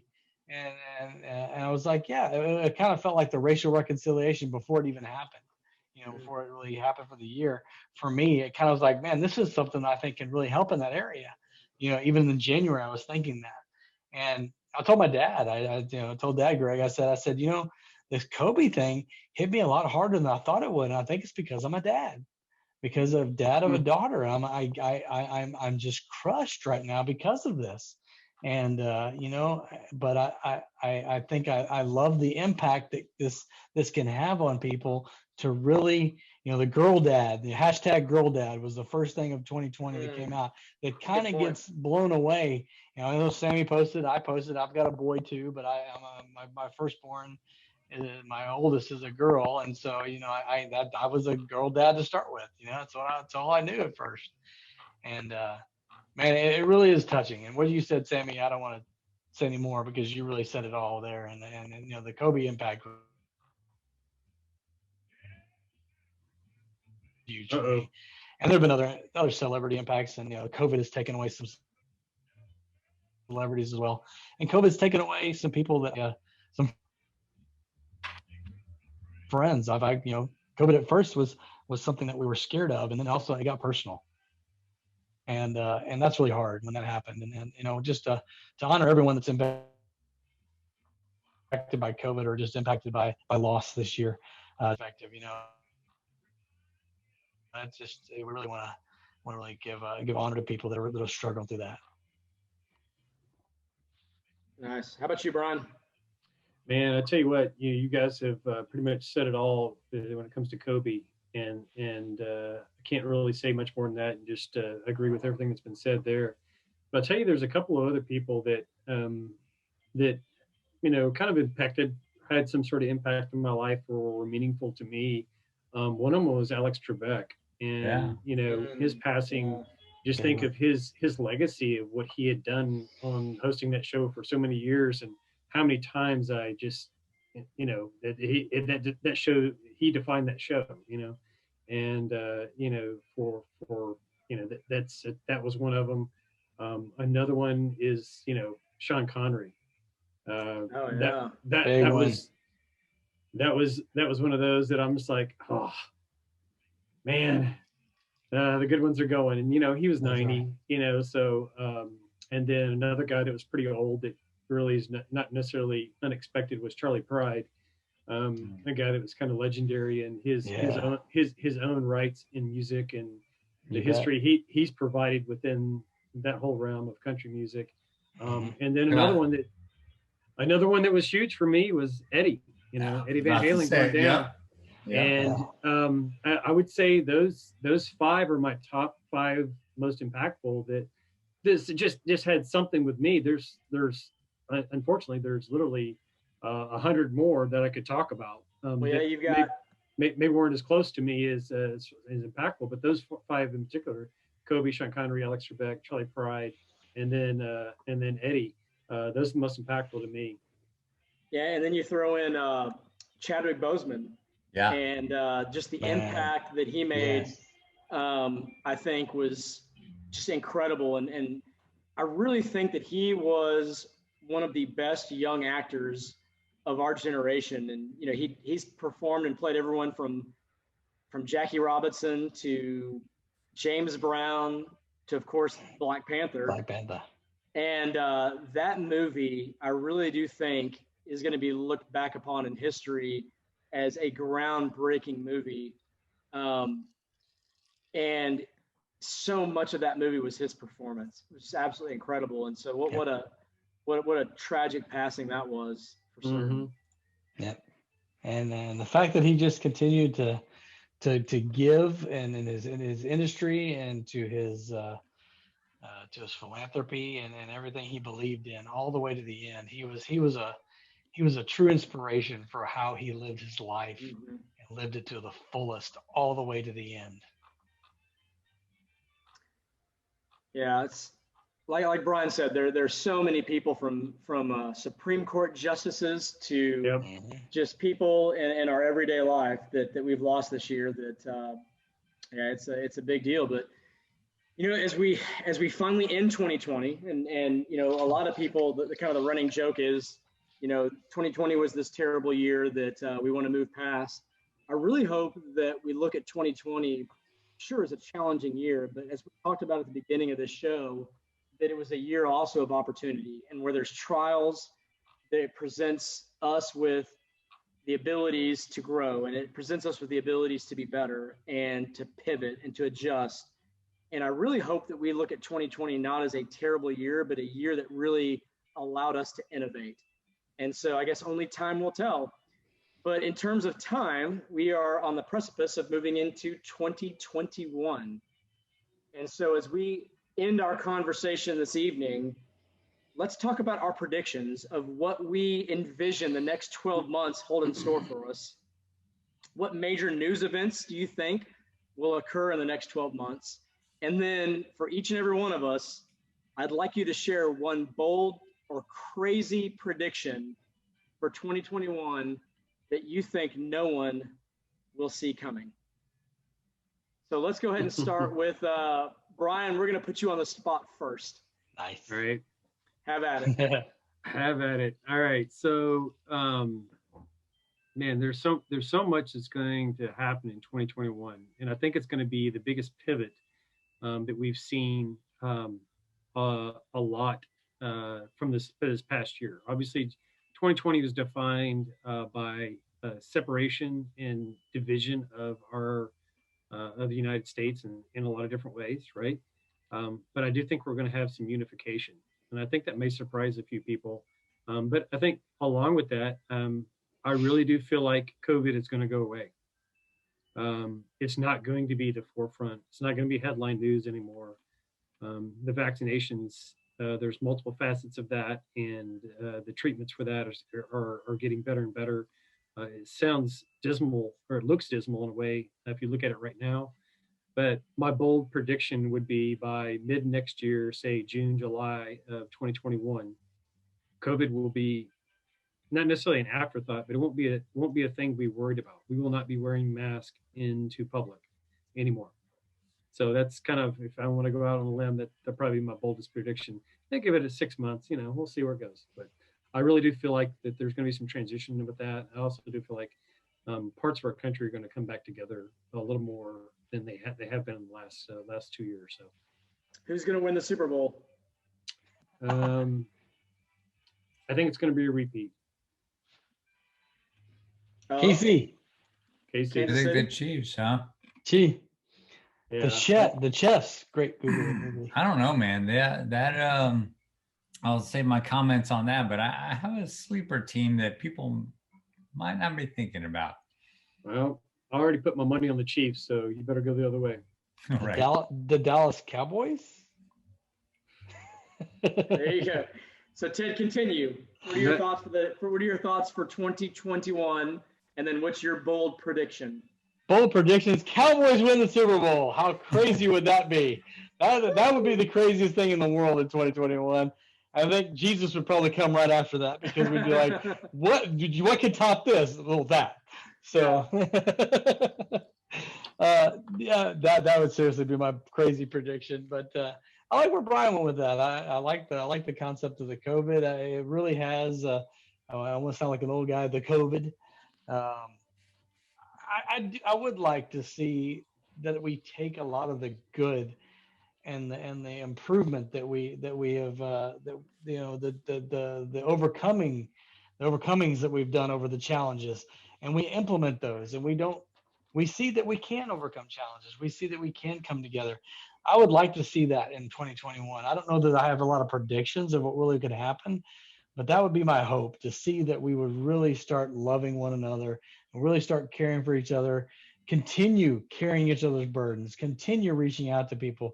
My neighborhood has been a great example of that. We got hit by a tornado in 2019, and all you guys know all about that. A couple of you guys were directly involved in helping my house. We got hit directly in late 2019 by a tornado. And we saw what coming together did in our neighborhood, and it's still that resonates in 2020. Our neighborhood is better now in 2020 that we've come through this virus. We still are coming together and relationships are still evolving and getting better, and it's amazing to see that. I always tell people, I'm like, we got hit by a tornado in 2019, 2020. We're kind of like, yeah, no big deal. We're going to make it through this.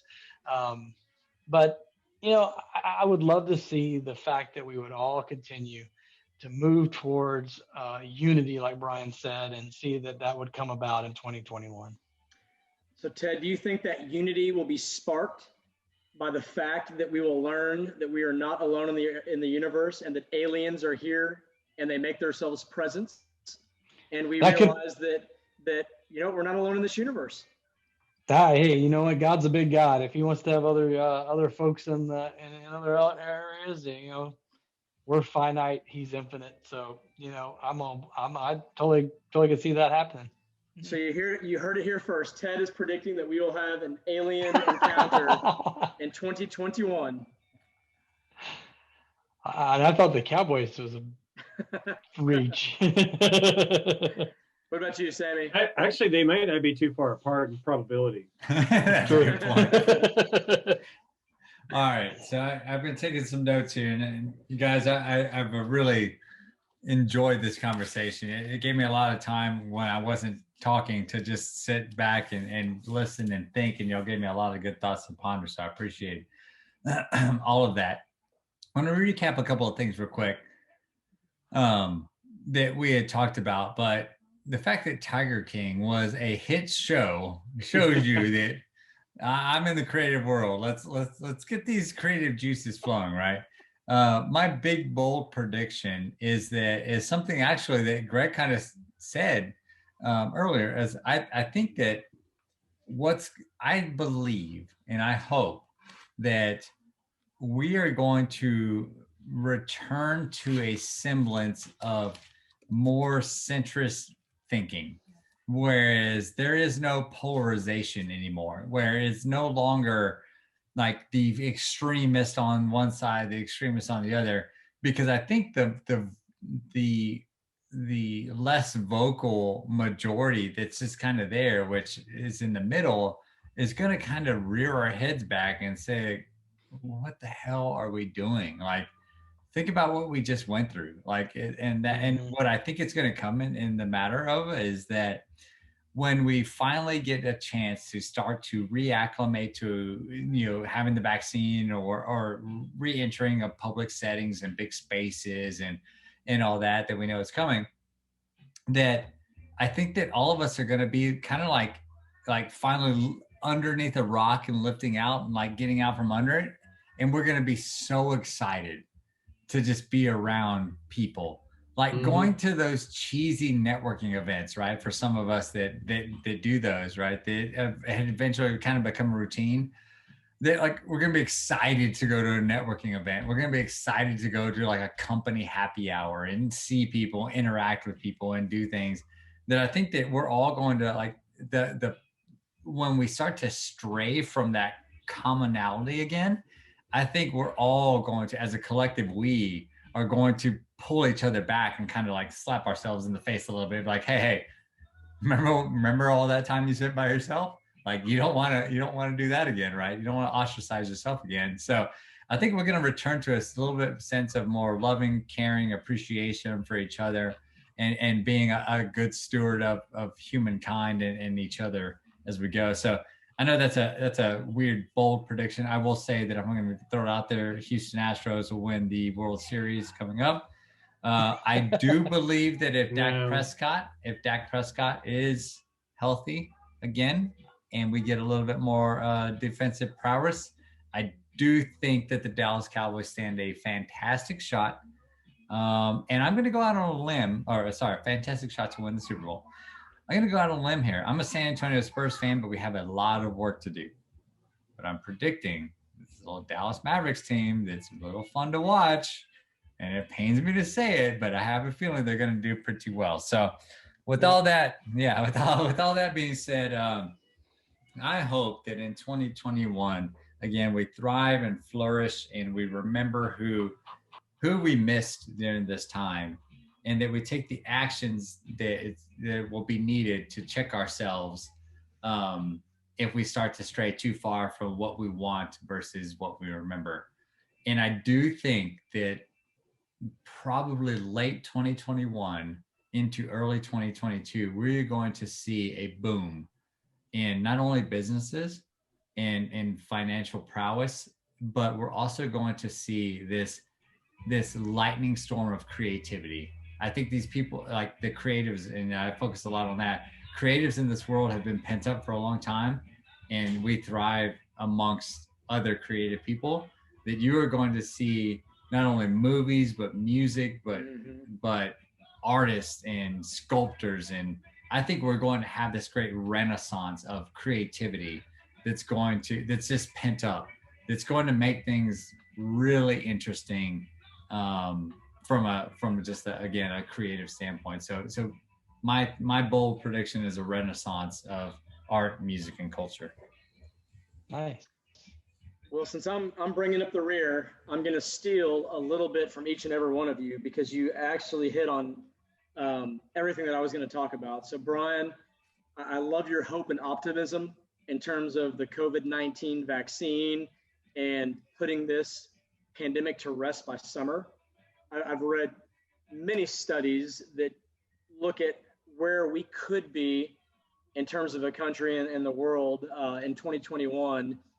And the more optimistic people feel like summer will most likely be when things start turning back to a return of what our old normal used to be. A lot of people are looking still at the fall at that time period. But what we do know is we are going to be able to defeat this virus in 2021. And so I'm excited about that. You know, Ted, I love your message of hope. And I think that if we apply the lessons that we've learned this year, that where else should we put them outside of hope, and use these to better ourselves, to grow. And your message of unity, hope, and love, that's what it's all about. And Sammy, I agree with you. I think that as a result of this year of isolation, we are going to have an arts renaissance like we've never seen.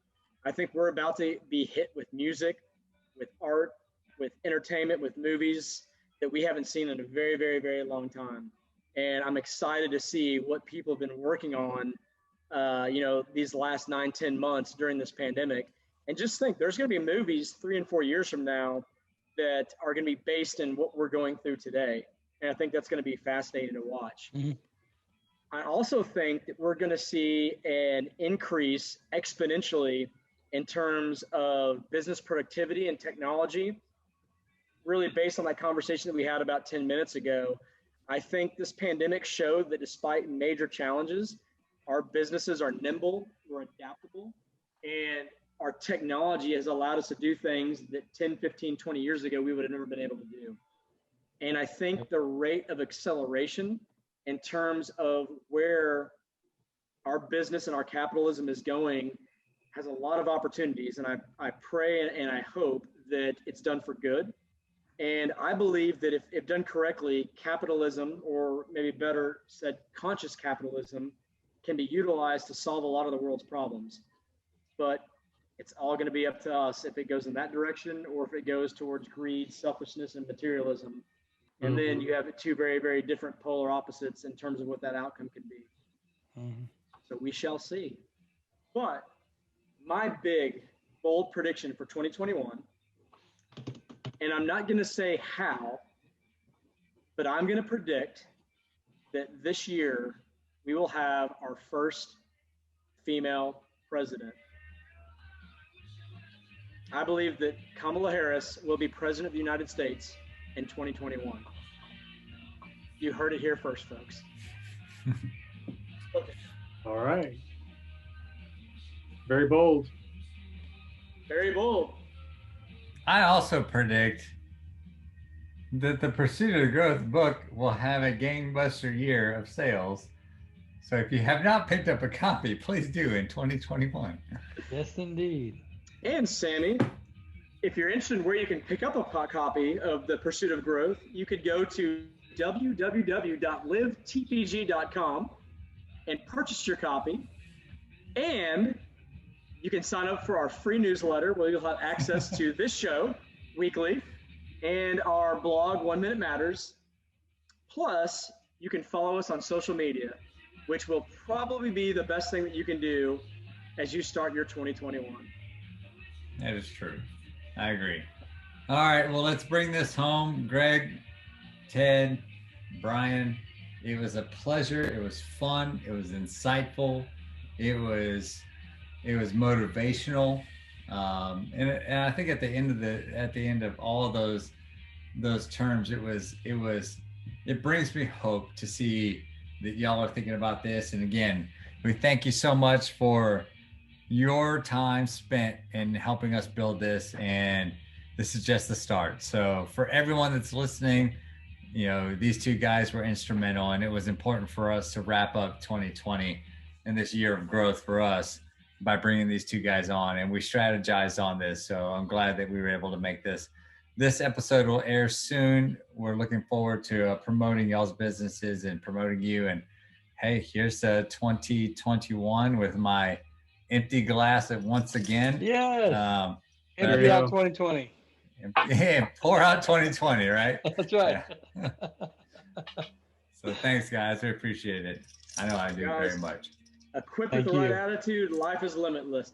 Let's have an awesome 2021. And man, thank you for, again, like Sammy said, everything you've done for us. And man, let's keep rocking and rolling. You betcha. Well, thanks for letting us be a part of it, and been a joy to be able to help out and see where this goes. I know this will be very impactful, a lot of people. And I just hope more and more people are able to pick up the book, read it, and really absorb it and make it impactful for them, and then them be able to share it. And it continues to grow as we all grow together. Man, best words. And the great Ricky Bobby, I don't know what to do with my hands. So we'll go fast. If you ain't first, you're last. That's right. Wait, I never said that. You can be third, you can be fourth, hell, you can even be fifth. Why did you tell me that? All right, guys. Good stuff, guys. It's been a pleasure. We'll do this again soon, and peace. Peace. Peace. See you, boys. See you guys.